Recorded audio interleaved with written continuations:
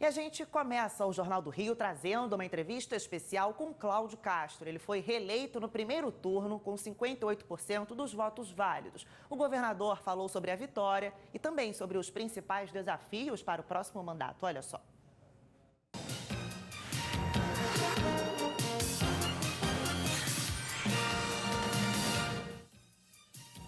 Pois é, Yasmin, e o Band de Eleições, agora dentro do Jornal do Rio, traz uma entrevista com o governador Cláudio Castro, exatamente para falar dessa vitória em primeiro turno. Governador, muito obrigado pela sua participação. Obrigado, Natasha, obrigado a todos. É uma alegria enorme a gente poder estar aqui. Queria pedir permissão para agradecer. Agradecer a você, eleitor do Rio, você, cidadão do Rio, que acreditou no nosso projeto de um Estado melhor, de um Estado que está se recuperando. Só tenho que agradecer muito e reiterar o meu compromisso de acordar cedo todo dia, trabalhar muito para a gente continuar transformando o Rio de Janeiro. Foi uma vitória que demorou um pouquinho para chegar, porque as urnas não apuravam tanto, né, governador? Mas foi algo muito grande a diferença entre os dois candidatos. Como é que foi para o senhor receber essa notícia quando as urnas começaram a ser apuradas ali de uma maneira mais veloz e perceber que a vitória veio realmente em primeiro turno? A gente já vinha sentindo na rua. A rua estava falando muito.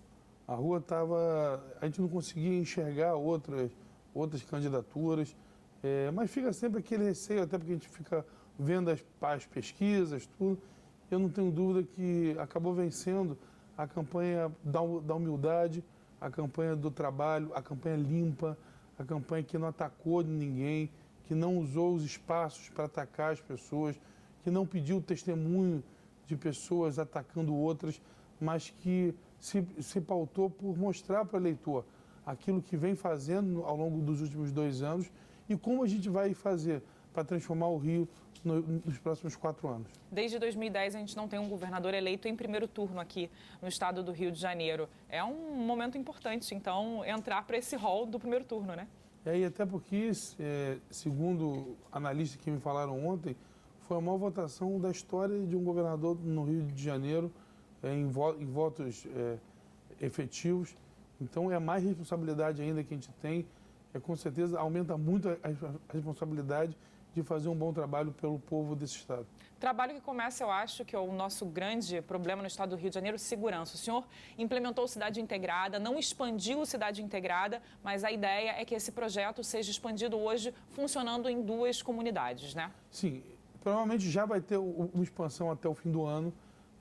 A proposta era não politizar o Cidade Integrada, por isso eu falei muito pouco dele, eu usei muito pouco ele, eu não quis aumentar para que ele não virasse uma plataforma eleitoral, porque ele é um programa que eu entendo que ele não é um programa de governo, ele é um programa de Estado, ele é um programa feito para dar certo, para mudar a vida das pessoas, e um programa desse não podia ser usado em eleição, não podia ser usado com forma de barganha de voto. Então, eu preservei muito Cidade Integrada, eu não fiz a expansão, já estava pronto para fazer a expansão. Qual é a expansão? Qual é a ideia? A gente tem aí já, eu vou anunciar nos próximos dias, mas a gente tem aí já umas 2 ou 3 que estão sendo preparadas para assumir, até porque tem questão de infraestrutura junto, não é só segurança, de programas sociais, tudo.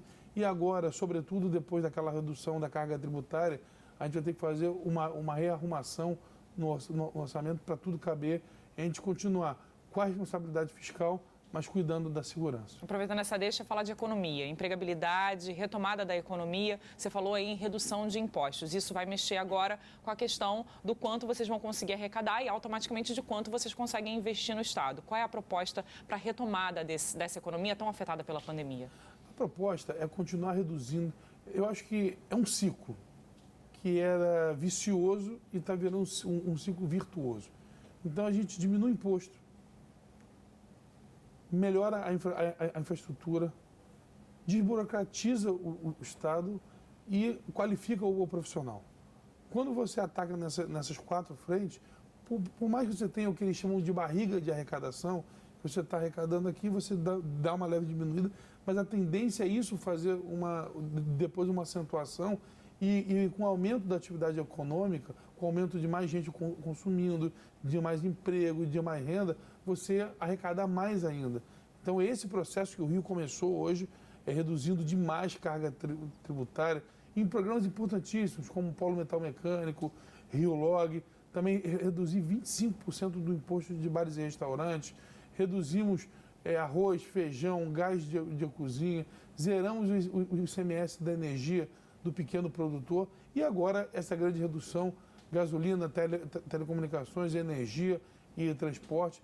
Eu creio que em pouco tempo o Rio vai estar arrecadando mais, inclusive diminuindo sonegação, diminuindo uma série de fatores que quando você tem um tributo mais real, mais cidadão, o próprio contribuinte, ele não precisa mais ficar sonegando. Ele vai lá e paga o imposto dele, porque é um imposto justo. E é isso que a gente quer fazer. Diminuindo o imposto, passa a ser mais atrativo. Passa a ser mais atrativo, precisa de infraestrutura. Então, o Estado investindo como está fazendo com o para trazer novas empresas e fazer com que a indústria, por exemplo, comece a ser ampliada aqui no Estado, isso, né? Esse é o trabalho que eu já venho fazendo e não à toa, Natasha. Nós tivemos um incremento de 143 mil novas empresas nos últimos 2 anos inscritas na Juscerja, que é a junta que inscreve, e vem demonstrando o quanto o Rio tem crescido. Nós crescemos muito no CAGED, nós temos um saldo positivo em 2 anos de mais de 258 mil empregos com carteira assinada, e é o Rio que vai evoluindo, que vai saindo dos piores dados. Era 14% de desemprego, hoje já é 12%, na capital já é 9,8%, então o Rio vai se aproximando do Brasil positivamente, e o nosso PIB mostrou isso, cresceu 4,1%, puxando o Brasil para cima e não para baixo como era antigamente. Vamos falar agora de transporte, governador, porque a gente tem aí, vamos dizer, 3 grandes desafios e uma expansão, ou seja, na verdade, o investimento em infraestrutura. Eu vou começar por Supervia, que eu acho que foi algo que nesses 2 anos do seu governo, né, à frente realmente do governo, foi o que o senhor mais precisou colocar ali o braço. Qual é a proposta para a Supervia, já que algumas dos problemas ainda não conseguiram ser resolvidos? Nós fizemos um grande acordo com a Supervia agora. A agência reguladora falou que o Estado devia um dinheiro para a Supervia em virtude da pandemia, que realmente criou um desequilíbrio grande, mas eu joguei duro com eles. E eu consegui transformar 100% desse recurso em investimento. Investimento em manutenção e em operação, sobretudo. E a gente está estudando agora mais um investimento do Estado nas estações.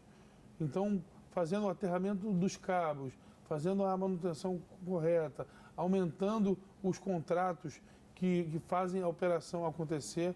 Nós acreditamos que até o fim desse ano, antes disso, a gente já vai ter uma Supervia melhor. E dia 30 de novembro eu tenho um encontro com eles, que é quando tem uma negociação de um novo aditivo, e ali a gente vai ter a hora da verdade de colocar saber... as cartas na mesa, né? Exatamente. E os pingos nos is, sobretudo, para que a gente possa melhorar a vida do cidadão que usa a Supervia. Hoje foi mais um dia de problema, a gente tem que acabar com isso de uma vez por todas. E aí a gente tem as barcas, que é o próximo desafio, porque o contrato acaba, né? Eu já tenho um acordo com a CCR que não vai haver descontinuidade, então você, cidadão do Rio de Janeiro, que usa as barcas, não precisa se preocupar. O governo do Estado já está trabalhando numa modelagem nova e com certeza o mais rápido possível a gente vai tirar isso do papel, mas o meu acordo com a CCR não vai haver descontinuidade em hipótese alguma. E aí a gente vem com o metrô. A gente tem 2 coisas no metrô. A gente tem uma possível expansão para a Baixada Fluminense, que o senhor já anunciou, e saindo ali da Pavuna e chegando até a Baixada. E a gente tem a questão da linha 4 da Gávea, que é essa estação que ainda não saiu do papel. Como é que são os projetos em relação a esses 2 pontos? O metrô para a Baixada já está no finalzinho do processo licitatório. Começa a obra esse ano ainda. Então o metrô vai chegar na Baixada, é um compromisso nosso. E começa nesse mandato ainda, antes do próximo. A questão da estação Gávea, há um problema jurídico ali. Eu já fiz 2 licitações ali que deram desertas, até porque ninguém quis entrar. Tamanho é a confusão jurídica da coisa. Mas já estou dialogando com o Ministério Público, com o Tribunal de Contas e com o Tribunal de Justiça e também com a empresa que tinha obrigação. E talvez a gente chegue aí num bom acordo nos próximos dias. Eu vou levantar uma bandeira aqui, que é uma bandeira da Band, inclusive, que é o Museu de Imagem do Som, nosso lindo museu, que tem previsão de reabertura para esse ano, para a geração de emprego, geração de cultura, que é tão importante quando a gente fala de estado do Rio de Janeiro. A cultura está intrinsecamente ligada com o movimento da economia, por exemplo, né? Queria lembrar que essa é uma obra que era financiada pelo BID e que o Estado várias vezes não conseguiu cumprir os prazos e o Estado perdeu o financiamento. E eu retomei as obras com recursos próprios, recursos advindos de economia, recursos de investimento, para que a gente pudesse terminar. O museu, nesse verão ainda, vai estar disponível para o nosso povo, para o nosso turista, e a gente espera que seja mais um equipamento importantíssimo para a cultura e para o turismo do Rio de Janeiro. Mais uma obra inacabada há anos que a gente vai terminar, assim como a Ponte da Integração, Viaduto de Jardim Catarina, Hospital do Câncer em Friburgo, as 1.300 casas do Complexo do Alemão, todas essas obras que são prioridade do governo Cláudio Castro, de terminar o que estava começado antes de pensar em obras novas. Governador, você falou em verão, eu vou pegar essa deixa para a gente finalizar essa nossa entrevista, que eu acho que o papo ainda segue longo, mas eu acho que a gente precisa falar sobre chuvas, sobre Petrópolis, sobre verão. Quais são os investimentos previstos e o que está sendo pensado para que essas tragédias que a gente passa a ver anos após anos realmente sejam evitadas? Natasha, temos que lembrar que o Rio vinha de um déficit financeiro absurdo. Quando eu peguei no finalzinho de 2020, o déficit daquele ano era de 10 bilhões de reais. No ano seguinte, em 2021, era de 20 bilhões de reais. E só esse ano nós conseguimos sair de uma realidade de mais de 7 anos de déficit para superávit, que é o Estado arrecadar mais do que gasta, que foi um superávit de 3 bilhões. Nós fizemos, ainda em setembro, quando eu assumi, o primeiro comitê das chuvas, que é um comitê permanente que fez a gente chegar tão rápido. A gente fala muito de Petrópolis, mas teve Caxias, teve Nova Iguaçu, teve Mesquita, teve Rio Claro, teve Itaperuna. Todos os locais que precisaram de apoio, o governo Cláudio Castro foi o primeiro a chegar com máquina para limpar, a chegar com as obras de contenção de encosta e, sobretudo, um programa que eu acho interessantíssimo, que é o programa Limpa Rios, que já limpou mais de 400 rios pelo Estado, em mais de 60 municípios diferentes, ou seja, é um preventivo. Além das contenções de encosta, a limpeza dos rios é fundamental, porque rios menos assoreados tem perspectiva menor de encher e perspectiva menor ou das pessoas perderem a vida ou de perderem as coisas dentro de casa. E o governo do Estado está aí. Petrópolis são mais de 700 milhões de reais em obras de infraestrutura para que a gente possa devolver a Petrópolis a normalidade da vida. Governador, eu queria parabenizá-lo pela campanha e por ganhar em primeiro turno e agradecer muito a sua participação aqui com a gente na tela da Band. Muito obrigado a todos. Mais uma vez, queria ter a oportunidade de agradecer o povo do Rio, agradecer a Band, agradecer toda a imprensa que fez um trabalho conosco de divulgar as propostas, da gente poder mostrar para a população. E realmente uma votação recorde dessa gera a gente um compromisso maior ainda e um carinho, uma gratidão e uma devoção muito, muito maior. É hora de unir o Rio de Janeiro. Não tem mais campanha para governador. Somos um Rio de Janeiro só. Precisamos trabalhar muito para resolver os graves problemas que o nosso Estado tem. Eu conto com o apoio de todos, inclusive aqueles que tinham outro candidato, que agora nós possamos nos unir. O Rio de Janeiro precisa demais dessa união. Obrigada, governador. Yasmin, a gente volta com você para o estúdio.